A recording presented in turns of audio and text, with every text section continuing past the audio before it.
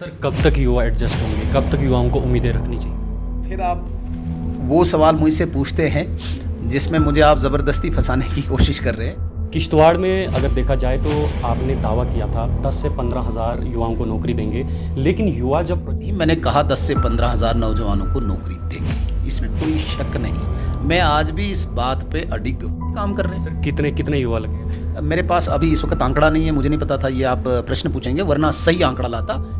सुनील जी, कुछ युवा जो हैं अपनी जॉब्स बाहर से छोड़ के आए, कोई दिल्ली से छोड़ के आए, कोई गुड़गांव से छोड़ के आया है, वो आपके भरोसे पर, क्योंकि आपने वादे किए थे। देखिए शीतल जी, आप बातों को बहुत ही घुमा के कहते हैं। ऐसा नहीं कि मैंने किसी के साथ पर्सनल कमिटमेंट की तो वहाँ से नौकरी छोड़ के आ तो मैं यहाँ पे नौकरी दूंगा। ऐसा किसका क्या डिप्लोमा है क्या नहीं, वो तो मतलब उनका मैनेजमेंट का काम है ना।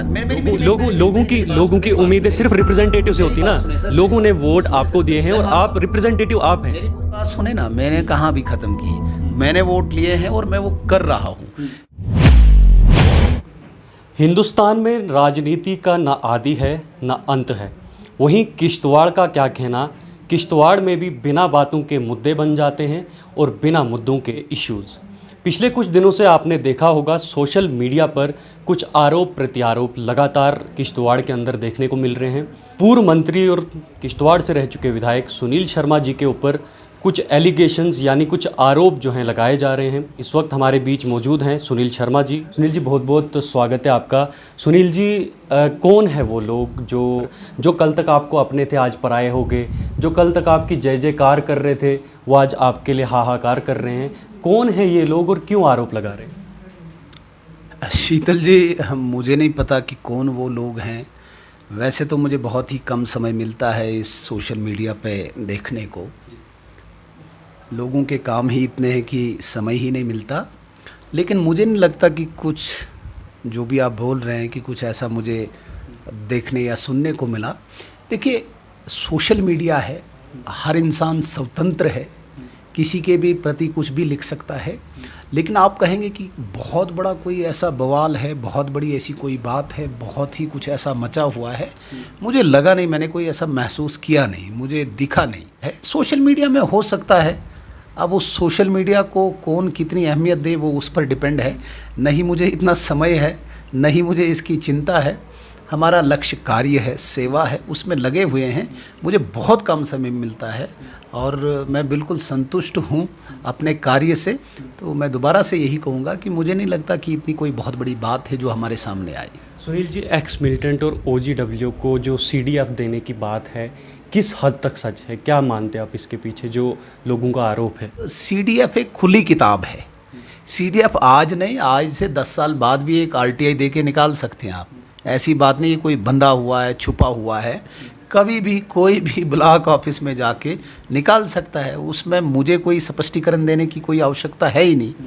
और मैं ऐसा मानता हूँ शीतल जी, मैंने पहले ही कहा कि हर आदमी स्वतंत्र है अपनी बात रखने में। तो मैं नहीं समझता कि हर बात का मुझे जवाब देने की कोई आवश्यकता है। ऐसी कोई बहुत बड़ी बात हो तो मैं जवाब दूंगा, अन्यथा मुझे न इतना समय है इसमें सोचने के लिए और न ही इस चीज़ का जवाब देने के लिए। जहाँ तक CDF की बात है, मैं दोबारा स्पष्ट करना चाहूँगा, CDF कोई छुपी बात नहीं है।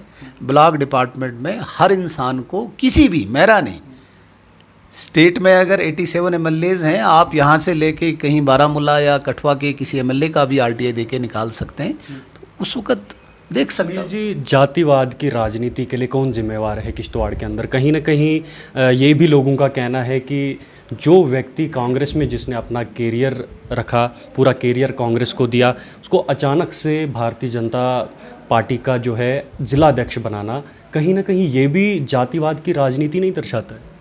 बिल्कुल गलत है। मैं बिल्कुल खंडन करता हूँ इस बात को। कोई जातिवाद नहीं है शीतल जी। मैं 2 चुनाव लड़े मैंने, मेरे से ज़्यादा मुझे नहीं लगता कि कोई बेहतर समझ सकता है। देखिए, बात की अहमियत, बात की इम्पोर्टेंस तब बनती है जब समाज में बैठे वैसे लोग इस बात की चिंता करें कि कोई जातिवाद की बात हो रही है। अचानक कोई भी फेसबुक पे कोई डाले, उसका सतर देखो, उसकी चीज़ें देखो, तो फिर जाके रिएक्ट करना चाहिए। कोई जातिवाद की यहाँ पे राजनीति बिल्कुल गलत, बेबुनियाद। मैं दोबारा से खंडन करता हूँ, मुझे नहीं लगता कि कोई जातिवाद की कहीं पे पॉलिटिक्स हो रही है, बिल्कुल भी नहीं। सुनील जी, बार बार खुले पत्र में ये दिख रहा है कि उनके खिलाफ जो है लैंड ग्रेबिंग का आरोप है। शीतल जी, आप ये देखिए, दुनिया भर की एजेंसीज़ है, जिस पे आरोप लगता है तो आरोप एजेंसीज़ उसको पूरा खंगालती है। तो आरोप लगाना कोई बड़ी बात नहीं है, आरोप को सत्य करना, आरोप को प्रूव करना वो बड़ी बात होती है। हर इंसान के कोई सज्जन हो सकते हैं, कई दुश्मन हो सकते हैं, तो आरोप लगाना कोई बड़ी बात नहीं है। और सार्वजनिक जीवन में जो रहता है उस पर आरोप लगते ही हैं। हर इंसान को आप जवाब देते रहोगे तो फिर तो उलझे रहोगे उनमें, फिर आपका जो लक्ष्य है राजनीति का, सेवा का, उससे भटक जाओगे। इसलिए किसी को जवाब देने की आवश्यकता नहीं, जवाब आपका काम देना चाहिए, जवाब आपका एक्शन देना चाहिए। लोग समझते हैं, हमारा किश्तवाड़ एक समझदार लोगों का इलाका है, यहाँ पे लोग समझते हैं हर चीज़ को, वो खुद जवाब देते हैं। सुनील जी, अब आते हैं हम विकास के मुद्दे पर। किश्तवाड़ में अगर देखा जाए तो आपने दावा किया था 10 से 15 हज़ार युवाओं को नौकरी देंगे, लेकिन युवा जब प्रोजेक्ट में जाते हैं तो उनका कहना होता है मंत्री के पास जाओ, मंत्री के पास लोग आकर जो है संतुष्ट होते नहीं हैं। आखिर युवा जाएं तो जाएं कहाँ, कब उनको जॉब मिलेगी? अब आप सही मुद्दे पे आए। किसी आलोचना, किसी आरोप, किसी जातिवाद, किसी की वो एलिगेशन से हट के मैं इन मुद्दों पे बात करने में बहुत ही इंटरेस्टेड रहता हूँ। देखिए, विकास की बात पे आपने सबसे पहले युवाओं की बात कही। मैंने कहा 10 से 15 हज़ार नौजवानों को नौकरी देंगे, इसमें कोई शक नहीं। मैं आज भी इस बात पे अडिग हूँ। 3 पावर प्रोजेक्ट पकलडूल, कीरू, कवाड़, जो बिल्कुल पाइपलाइन में हैं, 2 पे काम चल रहा है और 1 पे होना है। देखिए शीतल जी, पिछले साल 370 एब्रोगेशन के बाद हालात वैसे नहीं रहे कि जो प्रोजेक्ट की गति थी वो उस स्पीड से गई। फिर कोरोना के कारण फिर ये गति धीमी हुई। तो अभी तक जिन 2 प्रोजेक्टों पे काम चल रहा है, जहाँ पर बगैर कोई वो ओब्स्टेकल के अगर काम चलता तो अभी तक लगभग 6, 7, 8 हज़ार लोगों को नौकरी मिल गई होती है। लेकिन चूंकि कोरोना आया तो अभी तक 1,5-2 हज़ार लोग ही, नौजवान ही काम कर रहे हैं। दूसरी बात, आप ये मान लीजिए, अगर ये कोई ऐसा व्यवधान ना आए, प्राकृतिक व्यवधान, जिसे हम नेचुरल कोई प्रॉब्लम बताएंगे, नेचुरल डिज़ास्टर कहेंगे, वो चीज़ें ना आए तो ये मान के चलें आप कि बड़ी स्पीड से by end of this year या अगले साल मार्च तक 5-7 हज़ार नौजवानों को जॉब मिलेगी। युवा प्रोजेक्ट में जाकर उन्हें एक्सपीरियंस मांगा जाता है, तो किश्तवाड़ में जो युवा हैं उन्हें एक्सपीरियंस कहाँ से मिलेगा? काम करके ही उन्हें भी एक्सपीरियंस प्राप्त होगा? नहीं, वो तो ठीक है, मिक्स तो करना ही पड़ेगा, कुछ एक्सपीरियंस्ड और कुछ नए। अब सारे नए ही लगें तब भी प्रोजेक्ट नहीं बनेगा, और सारे एक्सपीरियंस्ड ही लगे तो वो नए कहाँ जाए। तो एक कम्बिनेशन बनानी पड़ती है, कुछ एक्सपीरियंस्ड लोग, कुछ उनके साथ नए भी। और आप चूँकि मीडिया से ताल्लुक़ रखते हैं, आप बहुत ज़्यादा जानकारी भी रखते हैं, इस वक्त भी आप डिटेल ले सकते हैं। वहाँ डंगडूरू से, यहाँ डूल से बहुत नए लड़के भी काम कर रहे हैं। सर, कितने युवा लगे हैं? मेरे पास अभी इस वक्त आंकड़ा नहीं है, मुझे नहीं पता था, ये आप प्रश्न पूछेंगे, वरना सही आंकड़ा लाता। लेकिन अगर आप बोलेंगे तो मैं कल तक आपको आंकड़ा भी दे सकता हूँ, युवा लगे हैं। लेकिन इतना मुझे पता है, लगभग 1,500 से 2 हज़ार युवा इस वक्त काम कर रहे हैं किश्तवाड़ के। चाहे कोई मजदूरी कर रहा है, कोई स्किल्ड आदमी है, कोई ऑपरेटर है, कोई ड्राइवर है, कोई कुछ है, वो काम कर रहे हैं ना, वो तो कर रहे हैं। 2 हज़ार कोई बाहर फॉरेन से तो नहीं आए, वो किश्तवाड़ के ही है।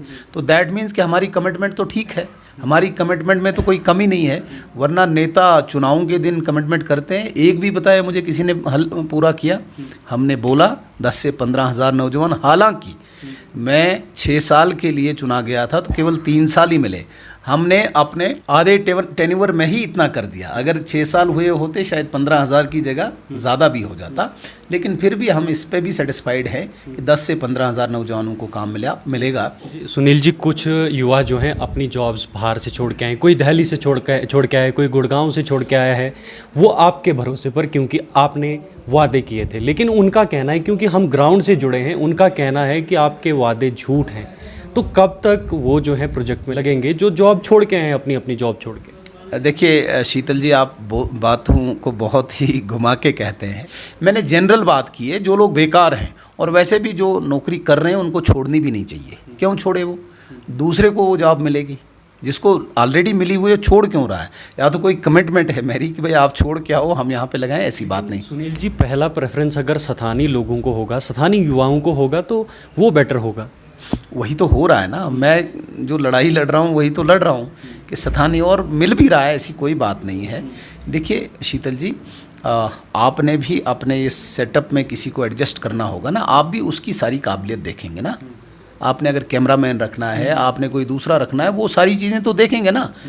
अब आपने कहा था कि स्किल्ड भी लगेंगे, ज़्यादा एज वाले भी लगेंगे, मजदूर खाते में भी लगेंगे, हर खाते में लगेंगे। क्या नहीं लग रहे हैं? क्या स्किल्ड नहीं लग रहे हैं? क्या मजदूर नहीं लग रहे हैं? शीतल जी, 700 लोग इस वक्त डंगडूरू में काम कर रहे हैं, 700 पीपल, 700 घरों का चूल्हा जल रहा है, और यही 700 डूल में है। दोनों हो गए 1400 लोग, 1400 घरों में रोजी रोटी चल रही है। सुनील जी, हमें बड़े सारे वहाँ के लोकल लोग जो उसी प्रोजेक्ट के आसपास रहते हैं, उनका भी कहना होता है कि हम भी एडजस्ट नहीं हो पा रहे हैं।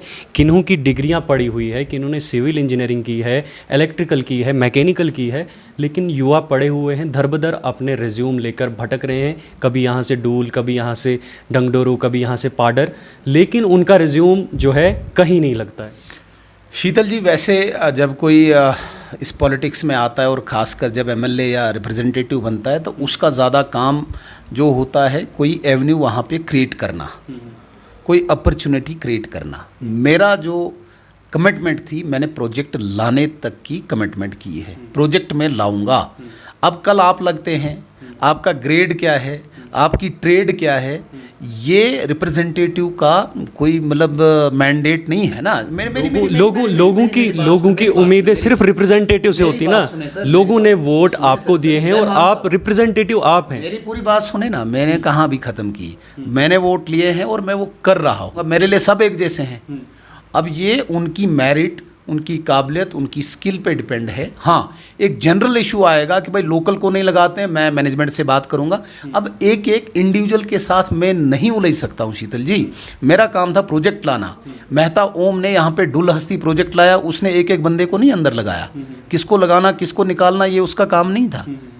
सुनील शर्मा का काम था प्रोजेक्ट लाना, और इस प्रोजेक्ट लाने के पीछे की स्टोरी आप मुझसे पूछें, सिर्फ पकड़ डूल की अगर बात करते हैं हम, तो यहाँ पे इक्विटी का पैसा 1300 करोड़ रुपया जो स्टेट का शेयर मिलना था, वो भी मैंने सेंटर से लड़के लाया। वो मेरा काम था, ये मेरा काम नहीं है, ये उस नौजवान का काम है वहाँ पे।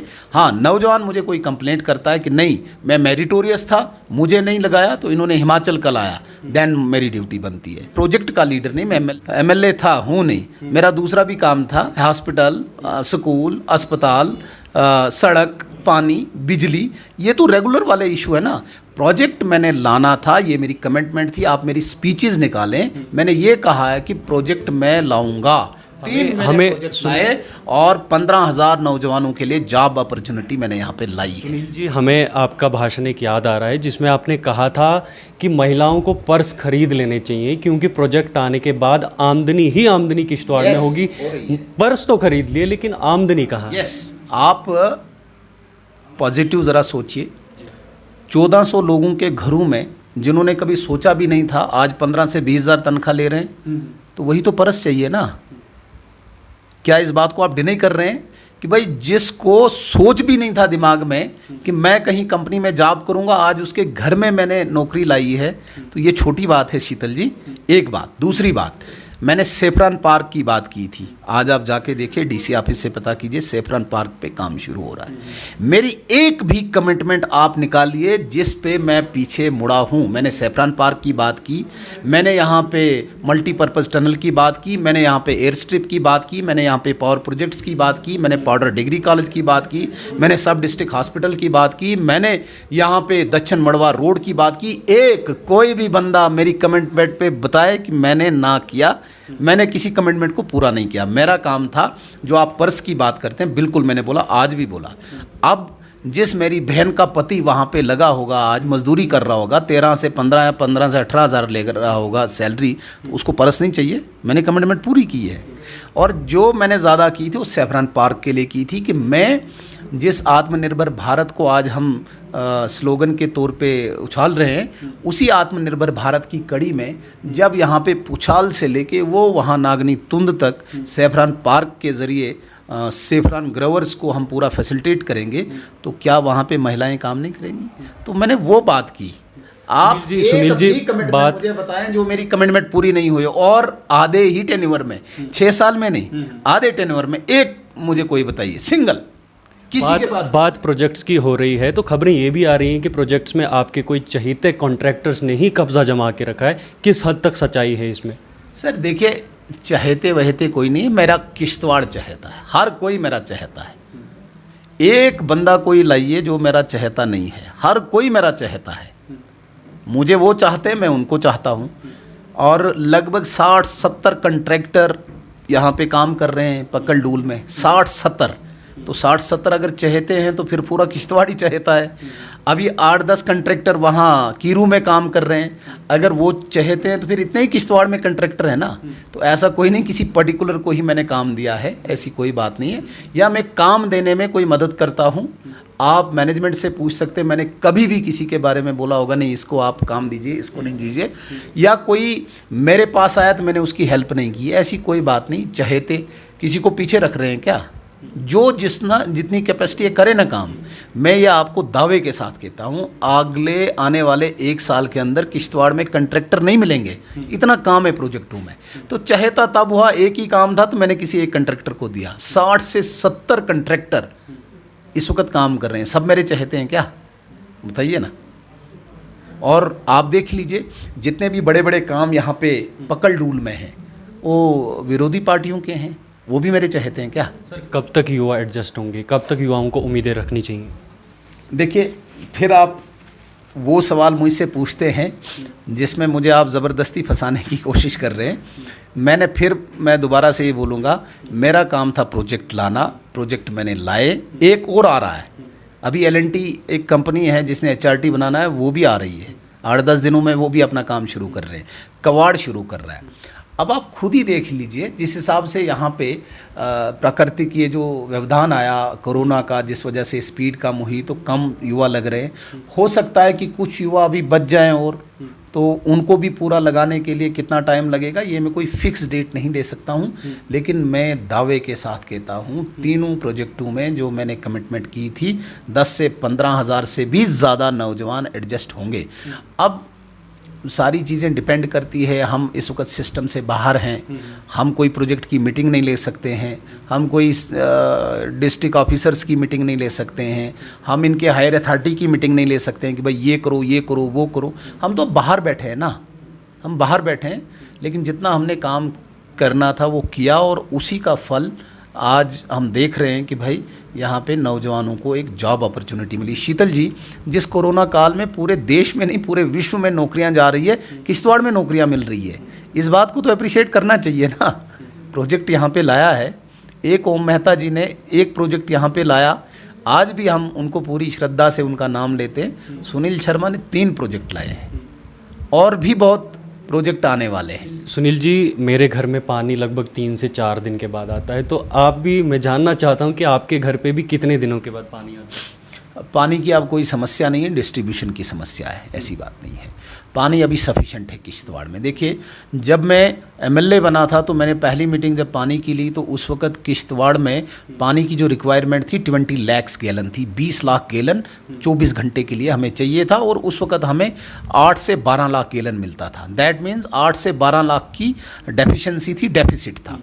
तो उसके लिए हमने नईगढ़ जो एक पड़ा हुआ था प्रोजेक्ट, उसको स्पीड से लाने की कोशिश की, और मैं बड़ी खुशी से आज कह रहा हूँ कि नईगढ़ जब पूरा हुआ, आज हमारे पास 20 लाख से ज़्यादा गैलन पानी अवेलेबल है। अब नीचे लेवल पे डिस्ट्रीब्यूशन में दिखते हैं, इसमें कोई शक नहीं। आपके घर में 4 दिन के बाद आया होगा, मेरे घर में भी कभी दूसरे दिन तीसरे दिन पहुंचता है, लेकिन जितने भी रिजर्वायर्स हैं, रिजर्वायर फुल रहते हैं, डिस्ट्रीब्यूशन में दिखते हैं। जो यहाँ पे सिस्टम है, जो यहाँ पे एम्प्लॉयज़ हैं, उनके एंड पे नेग्लिजेंस है, जो यहाँ की एडमिनिस्ट्रेशन को ठीक करना चाहिए। मैंने दोबारा आपको कहने में मुझे संकोच नहीं है, ऑफिसरों का राज है, इनकी नीयत और इनकी करनी में बड़ा अंतर रहता है, करने में बहुत ही अजीब किस्म का ये प्राणी रहता है। क्योंकि लोगों का दर्द समझ नहीं पाते हैं, इसलिए ये बहुत ही लाइटली लेते हैं इन चीज़ों को। अगर प्रॉपरली यहाँ की एडमिनिस्ट्रेशन, खासकर पीएचई की एडमिनिस्ट्रेशन अच्छी तरह से फोकस करे, मैं कहता हूँ डेली 2 टाइम पानी आएगा। पहले तो हम कहते थे ना पानी है नहीं अवेलेबल, अब पानी अवेलेबल है, डिस्ट्रीब्यूशन में दिक्कत है। सुनील जी, वो टनल कब बनेगा जो मोदी जी ने कहा था, जिसमें पूरा अब्दुल्ला खानदान निकलेगा, वो टनल कब बनेगा? आप भी एमएलए रहे, मंत्री रहे सरकार में, कब वो टनल बनेगा? और लोग जो हैं क्यों सड़कों पे आ रहे हैं, पानी पानी चिल्ला रहे हैं? आपने खुद देखा होगा, हमने पिछले कुछ दिनों में पानी की खबरें लगाई थी, लोग आज भी सड़कों पर आ रहे हैं, उनको पानी नहीं मिल रहा है। जब तक ये मानवता रहेगी इस धरती पे समस्याएं होंगी, ऐसा नहीं है। कभी कोई समस्या आ सकती है, बिजली की, कभी पानी की, कभी जंगल की, कभी अस्पताल की, ये चीज़ें चलेंगी। इंसान आगे आगे बढ़ता है, समस्याएं चलती है। मैं दोबारा से कहूँगा पानी सफिशेंट है यहाँ पे, लेकिन लॉन्ग टर्म प्लान जो मल्टीपर्पज़ टनल है, उस टनल पे भी काम चल रहा है। जहाँ मोदी जी ने कमिटमेंट जितनी की वो पूरी हुई, जहाँ राम मंदिर आप बनते देख रहे हैं, जहाँ 370 हटते आप देख रहे हैं, जहाँ पे इतने आप विकास कार्य देख रहे हैं, जहाँ पे एम्स जैसी चीज़ यहाँ पे बन रही है, तो टनल भी बनेगा, इस पे भी काम चल रहा है। और मुझे लगता है कि 20-30% जो पेपर वर्क था वो कंप्लीट हो चुका है। फाइनली ये टेंडरिंग में जाएगा और वो भी बनेगा, ऐसी कोई बात नहीं है। हर काम में समय लगता है। सुनील जी, मैं मुबारकबाद देना चाहूँगा, आज जो है शिलान्यास हुआ, राम मंदिर जो है उसका निर्माण बनना शुरू हुआ। वहीं दूसरी ओर जम्मू कश्मीर के अंदर देखा जाए तो 4G का एक सालगिरह हो गई, 4G को गुजरे हुए। आखिर कब तक 4G गुजरा ही रहेगा? क्योंकि एक तरफ से जो आपका नारा है डिजिटल इंडिया, इंडिया को डिजिटल किया जाएगा, दूसरी ओर जम्मू कश्मीर बिना 4G के चल रहा है, ऑनलाइन क्लासेस में दिक्कत आ रही है, तो 4G कब बहाल होगा हमारे जम्मू कश्मीर में? देखिए, मैं तो एग्जैक्ट कोई डेट नहीं दे सकता हूँ, नहीं मेरा मैंडेट है। ये MHA या स्टेट की जो एडमिनिस्ट्रेशन है LG साहब की, वो फाइनल बता सकते हैं। लेकिन हम भी आपकी तरह ये डिमांड बार बार करते हैं, और जहाँ पे भी हमें राइट प्लेटफार्म हमें मिलता है, हम ये बात करते हैं कि 4G बहुत आवश्यक है। और जिस आधुनिक भारत की कल्पना हम कर रहे हैं, उसमें जम्मू कश्मीर में जो हमारा नौजवान है, जो पढ़ाई से ताल्लुक़ रखता है, बाकी काम काज से ताल्लुक़ रखता है, उसके लिए 4G ज़रूरी है। और हमें उम्मीद है कि बहुत जल्दी ये भी 4G भी आएगा। लेकिन आज हर इंसान संतुष्ट है कि मोदी जी के दौर में सारी चीज़ें अच्छी तरह से हो रही है। सुनील जी, आतंकवाद का मुद्दा जो है मैं हर बार आपसे उठाता हूं, जब भी बात करता हूं, क्योंकि किश्तवाड़ एक ऐसा इलाका रहा है जहां आतंकवाद सक्रिय रहता है। साथ ही साथ यहां पे कई सारे लोगों ने जो है अपनी जान खोई है, देश के लिए शहीद हुए हैं, क्योंकि जम्मू कश्मीर में लगातार ऑल आउट ऑपरेशन चल रहा है। तो कब तक ये चलेगा और आतंकियों के लिए क्या मंशा रहेगी भारतीय जनता पार्टी सरकार की? आगे आप आतंकवाद को किस तरह से सफाया करेंगे? देखिए, आतंकवाद की जो फैक्ट्री है वो आपको पता है कहाँ पे है। आतंकवाद की फैक्ट्री पाकिस्तान है, जिसको इनडायरेक्टली सपोर्ट चाइना करता है। पहले कुछ अरब कंट्रीज़ के भी वो कंट्रीज़ भी करती थी। तो उनका एक मात्र जो मोटो है वो भारत को डिस्टेबल करना। बड़ी बदकिस्मती है कि हमारे जम्मू कश्मीर में भी कुछ ऐसा एलिमेंट छिपा हुआ है जो अप्रत्यक्ष रूप से उनकी गिरफ्त में रह के भारत को डिस्टेबल करने के लिए लगा हुआ है। तो ये एक आतंकवाद की डेफिनेशन है। लेकिन आपको इस बात पर भी मतलब गर्व होना चाहिए कि हमारी सेना, हमारी पुलिस, पैरामिलिट्री जिस प्रकार से आतंकवाद को कुचल रही है, ना ऐसा कभी हुआ है और आगे शायद होगा। लेकिन मैं दावे के साथ कहता हूँ कि एक डिसाइसिव मोड पे सारी चीज़ें भारत में चल रही है। एक मतलब ट्रांसफॉर्मेशन हो रही है, एक काल की, एक युग की। तो इसमें समय लगना है। लेकिन जिस प्रकार से, जिस तेज़ गति से आतंकवाद को कुचला जा रहा है हर फील्ड में, आतंकवाद सिर्फ ये नहीं कि गन वाले को मारा तो हमने ख़त्म कर दिया। इनके मेंटर्स जो पीछे बैठे हैं, इनकी ऑर्गेनाइजेशंस जो हैं, इनके तार जो भारत के बाहर तक हैं, उस सब पर शिकंजा कसा है। आदरणीय राजनाथ सिंह जी ने ऐसे सैकड़ों नहीं हज़ारों NGOs को बैन कर दिया था जो इनके लिए फंडिंग बाहर से लाते थे, होम मंत्री बनते ही। तो एक आतंकवाद को वहाँ पे हमने अंकुश लगा दिया। इनके जितने भी यहाँ पे बैठे हुए थे आका, जो कई मैं कहता हूँ कि सैकड़ों कत्ल करके भी एक VIP की ज़िंदगी गुजार रहे थे, वो भी आतंकवादी थे। आज वो कहाँ हैं? तिहाड़ जेल में। चाहे यासीन मलिक है, चाहे बिट्टा कराटे, चाहे नईम खान है, चाहे गिलानी के वो अपने कुछ रिश्तेदार हैं। फिर भी कश्मीर में भारतीय जनता पार्टी के नेताओं की हत्या हो रही है। पिछले कुछ दिनों में एक युवा नेता की हत्या हुई, तो कौन जिम्मेवार है? जिम्मेवार मैं दोबारा से कहूँगा कि ये आतंकवाद की फैक्ट्री, इसमें थोड़ा सा टाइम लग जाएगा ठीक करने में, रामराज आने में समय लगेगा। ट्रांसफॉर्मेशन चल रही है, एक ट्रांजिशन चल रही है और उस ट्रांजिशन के दौर में हम हैं। पूरा भारतवर्ष है, जम्मू कश्मीर में भी है। तो इस ट्रांजिशन में हमने बिल्कुल कुर्बानी दोबारा से भारतीय जनता पार्टी के वर्कर दे रहे हैं, दी है। तो लेकिन इस कल्पना से, इस उम्मीद से कि आने वाला भारत, आने वाला जो जम्मू कश्मीर है वो एक उज्जवल जम्मू कश्मीर होगा, आतंकवाद मुक्त होगा, भ्रष्टाचार मुक्त होगा, शांतिपूर्ण वातावरण होगा। इस कल्पना से, इस कार्य की एक भावना से भारतीय जनता पार्टी का कार्यकर्ता या नेता लगा हुआ है। सुनील जी, कहीं ना कहीं कहा जा रहा है कि डिलिमिटेशन के बाद ये सीट जो है रिजर्व हो जाएगी, तो उसके बाद हम सुनील शर्मा को किस रोल में देखने वाले हैं? देखिए, वो हो भी सकता है क्योंकि जो अर्स्टवाइल डोडा की सीट है रोटेशन में है। पहले 3 टेन्योर भद्रवा में रही, 4 टेन्योर रामबन में रही, अब डिलिमिटेशन है, अंडरस्टूड है कि रोटेशन होगी। रोटेशन के बाद इस सीट की सीमा क्या होगी और उसमें जो परसेंटेज बनाई जाती है, जो भी एक फार्मूला है, उसके तहत यदि आती भी है किश्तवाड़ तो हमें वेलकम करना चाहिए। मैं तो अभी से उसका स्वागत करूंगा, क्योंकि जो एक दायरा हमने दिया है एक को रिजर्वेशन का, उसका हम स्वागत करते हैं और उसकी हम सपोर्ट भी करते हैं। मैं भारतीय जनता पार्टी का एक छोटा सा अदना सा सिपाही हूँ। हमारा यहाँ पे बहुत ही अनुशासन चलता है, हमारा एक डिसिप्लिन्ड पार्टी है। जहाँ जिस रोल में भी पार्टी मुझे खड़ा करेगी तो मैं बिल्कुल रहने के लिए तैयार हूँ। हो सकता है चुनाव न भी लड़ना पड़े या लड़ाएं भी, तो उसके लिए भी जिस भी रोल में भारतीय जनता पार्टी रखेगी मैं वही करूँगा। बहुत बहुत धन्यवाद सुनील जी हमारे साथ बात करने के लिए। उम्मीद है कि आपकी बातें जो हैं हमारे दर्शकों तक पहुंचेगी। आज तीखे सवाल रहे और तीखे सवालों का सटीक जवाब दिया सुनील शर्मा जी ने, जो भारतीय जनता पार्टी से मंत्री भी रह चुके हैं और साथ ही साथ किश्तवाड़ से विधायक भी रह चुके हैं। इन्होंने सीधा सीधा ये कहा है कि किश्तवाड़ के नौजवानों को चिंता करने की कोई ज़रूरत नहीं है। जो इन्होंने वादे, जो दावे इन्होंने किए हैं 15 से 20 हज़ार नौजवानों को नौकरियां देना, वो आने वाले समय में ज़रूर पूरी होंगी। हालांकि कुछ जो प्राकृतिक आपदाएं आई हैं उनकी वजह से काम धीमा रुका हुआ है, लेकिन आने वाले दिनों में सभी युवा, जितने भी नौजवान, जितने भी स्किल्ड हैं या जो भी नौजवान जो डिज़र्विंग है, वो इन प्रोजेक्ट्स में ज़रूर लगेंगे। और साथ ही साथ आतंकवाद के ऊपर भी हमने इनसे सवाल किया। भारतीय जनता पार्टी की साफ है कि जम्मू कश्मीर के अंदर जो भी आतंकवादी फड़फड़ाएगा या इनके आका फड़फड़ाएंगे, उनको या तो तिहाड़ जेल मिलेगा या फिर जहन्नुम मिलेगा। कि आप देखते रहिए fire media, camera person smile Sharma के साथ।